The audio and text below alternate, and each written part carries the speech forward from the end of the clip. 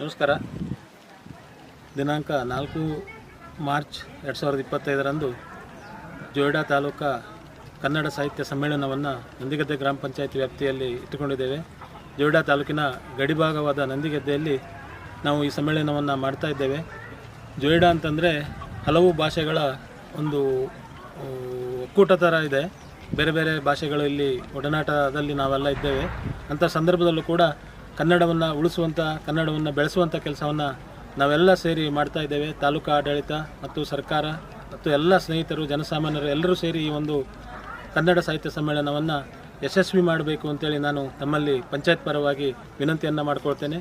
ಹಾಗೆಯೇ ಈ ಒಂದು ಕಾರ್ಯಕ್ರಮದಲ್ಲಿ ಎಲ್ಲರೂ ಕೂಡ ಭಾಗವಹಿಸಬೇಕು. ಆಮಂತ್ರಣ ಯಾರಿಗೆ ಮುಟ್ಟಿದೆಯೋ ಇಲ್ಲವೋ ಗೊತ್ತಿಲ್ಲ, ದೊಡ್ಡ ಕಾರ್ಯಕ್ರಮ. ಹಾಗಾಗಿ ಇದನ್ನೇ ಆಮಂತ್ರಣ ಅಂತ ತಿಳಿದು ಎಲ್ಲರೂ ಕೂಡ ಬಂದು ಈ ಒಂದು ಕನ್ನಡ ಸಾಹಿತ್ಯ ಸಮ್ಮೇಳನವನ್ನು ಯಶಸ್ವಿ ಮಾಡಬೇಕು ಅಂತೇಳಿ ಮತ್ತೊಮ್ಮೆ ಮಗದೊಮ್ಮೆ ನಿಮ್ಮಲ್ಲಿ ಕೇಳ್ಕೊಳ್ತೇನೆ. ಕನ್ನಡವನ್ನು ಬೆಳೆಸಬೇಕು, ಕಲಾವಿದರವನ್ನು ಬೆಳೆಸಬೇಕು ಅನ್ನುವಂಥ ಉದ್ದೇಶ ನಮ್ಮದು.